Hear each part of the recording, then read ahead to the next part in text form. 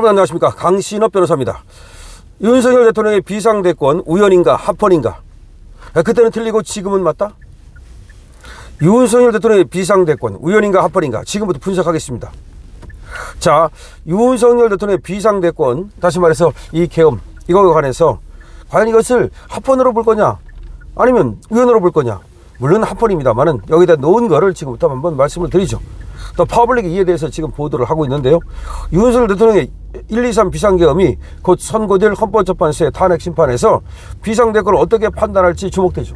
그렇죠. 이 비상대권, 다시 말해서 헌법의 통치 행위라고 규정되어 있는 이 계엄 발령권을 어떻게 판단할 것인가, 또 위법성과 우연성이 인정된다고 하더라도 이것이 파면 사유냐도 초미의 관심사로 대두되고 있습니다. 더 퍼블릭은 과거 비상대권이 어떻게 실행됐으며 판단됐는지 역사적 사실과 의미를 짚어봤습니다. 자, 윤석열 반국가 세력과 야당 주도의 탄핵, 다시 말해서 윤석열의 반국가 세력, 이게 무슨 말입니까? 윤석열은 반국가 세력을 타도하겠다는 의미로 비상대권을 사용한 거죠. 근데 야당이 지금 탄핵을 하겠다는 거죠. 비상대권을 이유로. 자, 그러면 윤 대통령은 비상계엄이 시작된 후 불과 몇 시간이 지나지 않아 국회 요구에 의해 비상계엄을 해제했습니다. 계엄군은 국회와 중앙선거관리위원회 등에 출동했으나 확보를 위한 경계부만 이루어졌습니다. 사상자는 단 한 명도 발생하지 않았습니다. 불과 몇 시간 만에 끝나버린 비상계엄을 두고 윤 대통령은 반국가 세력이라는 단어를 여러 차례 사용했습니다. 대한민국 국가의 존립이 위험이 감지되고 있고, 이런 간첩법으로 북한을 제외한 제3국의 정보원이나 간첩들을 처벌할 수 없는 그 현실에 대해 토로했습니다. 다시 말해서 반국가 세력이 준동하는데도 불구하고 간첩법조차 개정하지 못해서 처벌하지 못하는 사항을 토로했습니다. 제3국으로부터 포섭 결탁한 정치 세력, 주적인 북한 추종 세력, 제3국의 기술과 정보를 제공하는 매국 행위를 하는 세력, 영토 내에서 집시 시위의 자유를 근거로 혼란을 부추기는 세력들을 반국가 세력이라고 통칭했습니다. 그렇죠? 지금 윤 대통령이 말하는 반국가 세력이라고 하는 것은 제3국으로부터 포섭 결탁한 정치 세력, 주적인 북한 추종 세력, 제3국의 기술과 정보를 제공하는 매국 행위를 하는 세력, 영토 내에서, 우리 영토 내에서 집시 시위의 자유를 근거로 그걸 이유로 혼란을 부추기는 그런 어떤 세력들. 여수 야대 상황의 국회에서는 친한동계 인사들의 합류로 윤 대통령의 탄핵소추안이 2번 만에 통과됩니다. 야당은 1차 탄핵소추안에서 북한, 중국, 러시아를 적대시한다는 발언을 넣어 대한민국 국회의원이 맞느냐는 의심을 불러일으킵니다. 도대체가 말이죠, 북중러를 적대시했다는 것이 탄핵 사유가 됩니까? 이들이 평소에 어떤 생각을 하고 살았는지를 정확히 알게 되는 것이죠. 특히 장갑차, 암살조, 체포조 등을 언급했고 언론은 음모론을 확산시켰습니다. 윤 대통령은 올해 예산에서 거대 야당의 일방적 예산 삭감, 25번의 당시까지 국무위원 탄핵이 3권 분립 체계 중 한 축인 행정부와 사법부를 흔드는 전시에 준하는 비상사태로 인식을 했습니다. 그렇죠. 당시에 말이죠, 예산 거대 야당이 일방적으로 삭감해버렸습니다. 25번 국무위원 탄핵을 저질렀습니다. 3권 분립의 체계 중에 한 축인 행정부와 사법부를 마비시켰습니다. 이거를 전시에 준하는 비상사태로 본 겁니다. 특히 마약사 중 투약자가 아닌 공급책을 검거하는 데 사용되는 특수활동비의 전액 삭감은 북한산과 동남아에서 건너온 마약 유통을 차단할 수 없게 되는 심각한 사항을 낳는다는 것을 이 대통령은 알고 있었던 겁니다. 즉, 마약 수사하는 데 드는 특활비를 전부 다 삭감했는데, 이거는 투약자를 갖다가 검거하는 게 아니라 공급책을 검거하는 겁니다. 공급책, 북한에서 엄청나게 공급이 됩니다. 동남아에서 마약이 넘어옵니다. 이거를 잡기 위해서는 특활비가 필요한데 그 특활비를 다 잘라버린 겁니다. 그 얘기는 북한에서 마약이 넘어올 수 있는 통로를 열어준 것이 아니냐는 겁니다. 아니, 대통령이 이런 상황에서 정말 빡치지 않으면 미친 거 아닙니까? 빡치지 않으면 이거 미치는 거 아닙니까? 오히려 빡치는 게 당연한 거 아닙니까? 또 2021년부터 전국 곳곳에서 북한으로부터 자금과 지령을 받고 움직인 간첩들이 체포됐고, 이들은 대체로 집회 시위를 이용해 한미동맹을 흔드는 반미운동을 펼친 자들입니다. 각종 재난사고를 정부의 탓으로 돌려 국가 권력을 찬탈하려는 탄핵 분위기를 조성하기도 했습니다. 야당은 간첩사를 위한 특별비도 영원으로 만들었습니다. 은밀하고 내부 첩자를 가려가며 진행되는 고대 수사는 사실상 막혀버린 상황입니다. 즉, 간첩도 못 잡고 마약범도 못 잡고 공급책도 못 잡는 그런 상황으로 만들어 버린 겁니다.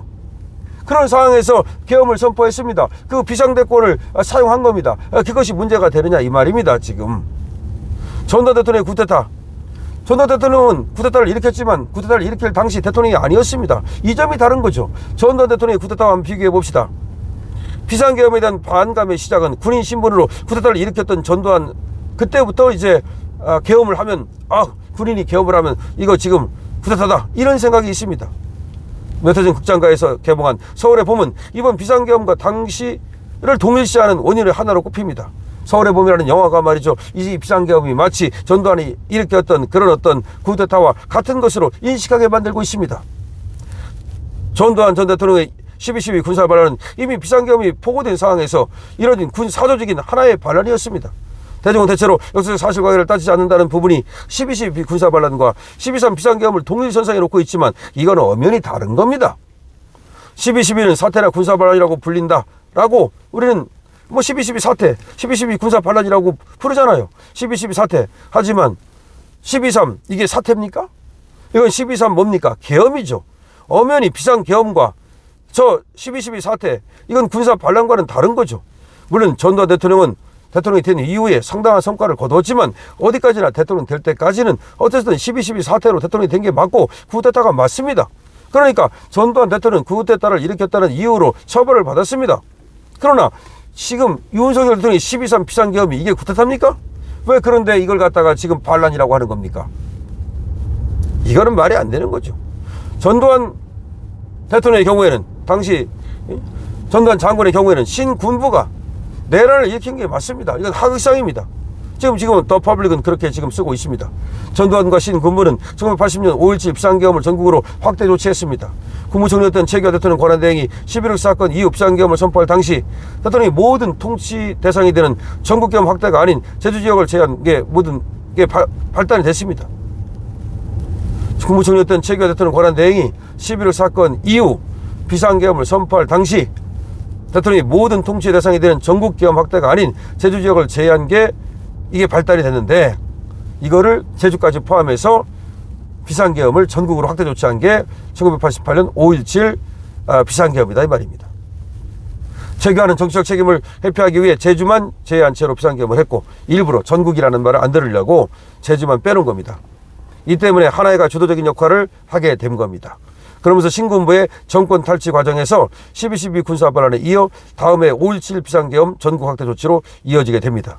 다시 말하면 최규하가 제주도를 빼놨었는데 그걸 갖다가 이제 집어넣고 전국으로 비상계엄을 확대하는 과정에서 신군부, 그 당시 전두환 대통령이 상당히 쿠데타를 일으킬 수 있었다 그 말입니다.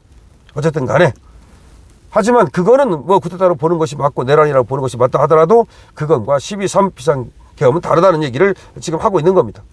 또 김영삼의 비상대권이 문제냐면은 김영삼 정부도 비상대권을 한 적이 있는데 긴급재정경제명령, 금융실명제, 여러분 생각나시죠? 이때도 말이죠, 그 국무회의들 열지 않았습니다. 사전 예고도 하지 않았습니다. 왜냐하면 주가 폭락 사태를 막기 위해서 이건 미리 얘기하면 다 새가지고 말이죠, 난리 날 거 아닙니까? 그래서 긴급재정경제명령을 실시하면서도 국무회의도 열지 않고 그냥 순식간에 해치워버렸죠.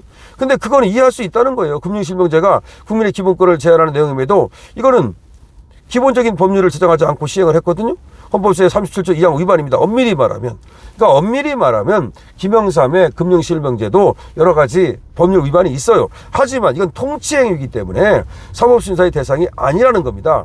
그러니까 김영삼의 금융실명제도 법을 어긴 점이 있지만 그렇다 하더라도 그것은 통치행위이기 때문에 사법심사의 대상이 아니라고 비격한 거예요. 그러니까 마찬가지로 윤석열 대통령의 지금 비상계엄도 이것이 통치행위이기 때문에 처벌받지 않는다, 그 얘기를 지금 터블릭에서 아주 집중 분석 잘하고 있네요. 대한민국 헌법의 기원이 바이마르 헌법인데 바이마르 헌법에서 대통령은 막강한 권력을 갖고 있다. 특히 행정부의 수반으로 임명권과 해임권, 국고 통수권이 있다. 87 체제 개정 해온 이전 헌법의 특징 중 하나는 비상대권과 국회 해산권이었어요. 직선제를 통해서 선거로 뽑힌 민주정당에서의 가장 강력한 요체로 보기 때문이죠. 하지만 여기서 87 체제 이후 국회 해산권과 비상조치권은 사라지고 비상계엄과 임명거부권, 법률거부권만 남긴 거예요. 다시 말하면 87 체제 전에는 심지어 국회 해산권도 있었고 비상조치권도 있었어요. 근데 이 두 개는 빼고 87 이후에 비상계엄과 임명거부권, 법률거부권만 남겼는데, 그래 법률거부권으로 거부권 행사해가지고 간신히 막았잖아요. 저 야당의 그 입법 폭거를. 그다음에 임명 거부권도 행사했는데 그거 가지고 지금 마흔역 임명 거부한다 해서 난리 떠는 거 아닙니까? 그다음에 대통령이 남은 게 오로지 비상겸 하나 남아가지고서 그야말로 전시에 출연하는 비상사태에서 비상겸을 했는데 그게 잘못됐다고 그러면 도대체 대통령한테는 국회 해산권도 없고 비상조치권도 없는데 그럼 대통령을 뭘 가지고서 도대체가 행정부를 견제할 수 있느냐 이 말입니다. 자, 그래서 다시 한번 말씀드립니다.